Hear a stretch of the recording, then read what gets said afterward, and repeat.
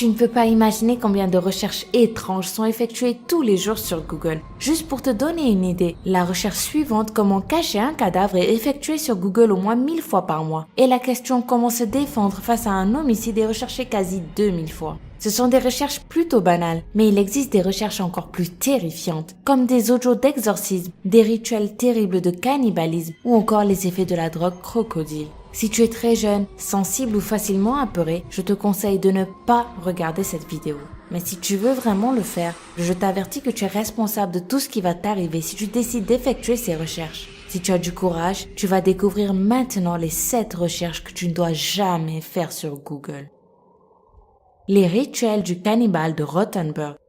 Armin Meus est un Allemand né en 1962 qui est souvent surnommé sur Internet le maître boucher. Tu te demandes pourquoi? Parce que cet homme avait l'habitude d'accéder au forum de cannibalisme sur Internet à la recherche d'un volontaire pour devenir son plat. Tiens-toi bien, ce n'est que le début de l'histoire. Armin a fini par trouver un jeune nommé Bernd Jürgen qui a offert son corps pour l'alimenter. En mars 2001, Bernd et Armin se sont rencontrés à la maison de ce dernier. Ils ont eu des relations sexuelles et après leur prière, ils ont planifié comment Bernd serait dévoré. Armin a décidé d'amputer le pénis de Bernd. Tu te rappelles certainement de scènes de la série Hannibal où l'on voit de véritables morceaux de chair humaine cuits.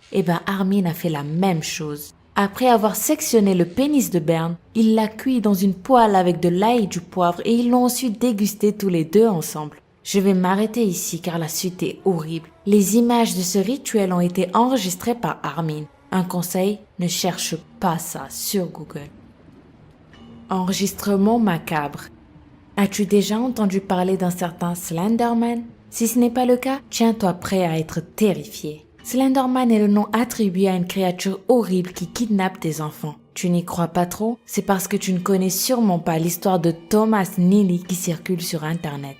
En 1989, ce père de famille a envoyé sa fille Jessica jouer avec quelques amis du voisinage. Sauf que Jessica n'est jamais rentrée. Quand il appela les voisins pour avoir des nouvelles, on lui apprit que pourtant, sa fille était déjà partie depuis une bonne demi-heure. Le trajet à la maison est en cours, Jessica était censée rentrer depuis un bon moment. Inquiet, Thomas est sorti pour chercher sa fille dans une forêt proche de la maison. Et là, une surprise terrifiante l'attendait. Slenderman en personne. Effrayé, le père courut aussi vite qu'il pouvait au poste de police pour raconter ce qu'il venait de voir et un enregistrement de son témoignage fut fait. Cet enregistrement est terriblement choquant. Si tu as assez de courage pour l'écouter, je te recommande d'utiliser des écouteurs et de t'apprêter à ne pas dormir cette nuit. La malédiction du nombre 13. Le nombre 13 a une histoire très bizarre, comme les superstitions qui lui sont liées. Mais la majorité de ces histoires proviennent de quelque chose d'encore plus terrible. Son origine remonterait à la Sainte Seine. Jésus et ses 12 apôtres, soit 13 personnes autour de la table lors du dernier repas du Christ. Un jour seulement après ce fameux repas, Jésus a été crucifié. À partir de ce moment, le numéro 13 a été associé au malheur et à la malédiction. Mais ce n'est pas tout. Je ne sais pas si tu le sais, mais le nombre 666 qui est cité dans la Bible comme étant le nombre de la bête elle-même se trouve au chapitre 13. Et en plus, plusieurs études affirment que la traduction correcte de ce chiffre ne serait pas 666, mais plutôt 616. Et ce qui rend l'histoire que je vais te raconter maintenant encore plus troublante, c'est que si on additionne 6 plus 1 plus 6, ça nous donne 13. Il paraîtrait que tu peux invoquer la bête tous les 13 du mois. Je vais te dire maintenant comment tu peux faire pour invoquer la bête, mais je te conseille vraiment de ne jamais essayer. Pour faire appel à la bête, tu dois regarder ton reflet dans un miroir dans une salle obscure à 3 heures du matin. Une fois que tes yeux se seront adaptés à l'obscurité, tu dois maintenant répéter 3 fois la phrase « Oui, le 13, je suis là ». J'imagine ta tête complètement incrédule en ce moment et je pense que tu ne vas certainement pas t'amuser à faire ça. Mais si tu es curieux et que tu veux savoir ce qui est arrivé aux quelques personnes qui ont essayé, il suffit de faire quelques petites recherches sur Google. Le nid de serpent. Tu as certainement l'ophiophobie si ces scènes sont insupportables pour toi. Cette phobie concerne ceux qui ont peur des serpents. Tu sais de quoi je parle? Imagine quelle serait ta réaction si tu tombais dans un nid plein de serpents. Figure-toi que ce cas est déjà arrivé et les séquences sont juste ultra choquantes. Si j'étais à ta place, je ne prendrais absolument pas le risque de regarder cette vidéo. Crocodile.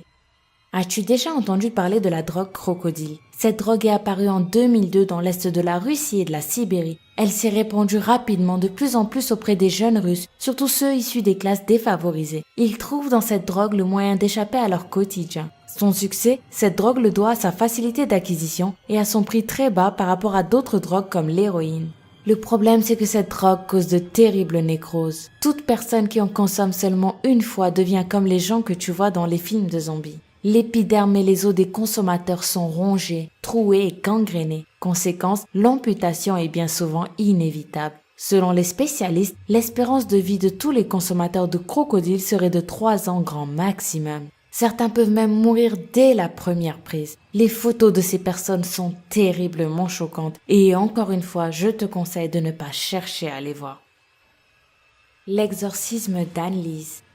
L'histoire de l'exorcisme d'Anneliese Michel est vraiment tragique. Cette jeune Allemande est morte de faim et de soif après avoir subi de nombreux exorcismes, mais personne ne sait si son cas relevait de la possession démoniaque ou de la schizophrénie. Pendant des années, Anneliese a été victime de violentes convulsions. Des visages diaboliques apparaissaient plusieurs fois par jour et elle entendait des voix qui lui assuraient qu'elle allait aller en enfer. Sa famille très religieuse a demandé l'aide de 2 prêtres exorcistes et ces derniers ont pensé qu'elle était possédée par un démon. Ils ont donc effectué 67 rituels d'exorcisme en 10 mois sur la pauvre Anneliese. Tout au long des séances qui duraient 4 heures à chaque fois, Anneliese déchirait ses habits, buvait son urine, mangeait des mouches, des araignées, du charbon et des têtes d'oiseaux morts. Tu peux trouver les audios originaux des séances d'exorcisme d'Anneliese sur internet et crois-moi, ils sont vraiment bizarres et horrifiants. Tu ne vas certainement pas aimer entendre ce genre de choses.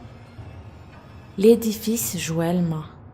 Le cas de l'édifice Joelma est l'une des histoires les plus tristes et les plus terrifiantes de la planète. Le 1er février 1974 à Sao Paulo au Brésil, un incendie s'est déclaré, une tragédie qui a causé la mort de 191 personnes et de plus de 300 blessés. L'incendie a été causé par un court-circuit dans un climatiseur au 12e étage d'un immeuble à 8h45 du matin. À partir de 10h du matin, des corps ont commencé à tomber devant les caméras. Et si tu cherches sur Google, tu peux trouver des vidéos qui montrent l'incroyable accumulation de cadavres tombés en seulement quelques minutes. Jusqu'au moment où je te parle, 13 personnes qui ont été brûlées vives dans l'ascenseur n'ont jamais été identifiées et ont été enterrées les unes à côté des autres. Si tu as le courage d'effectuer des recherches sur ce sujet, ce que tu vas voir va certainement t'ôter le sommeil et te perturber. Mais bon, comme je te l'ai dit au début de la vidéo, le choix t'appartient.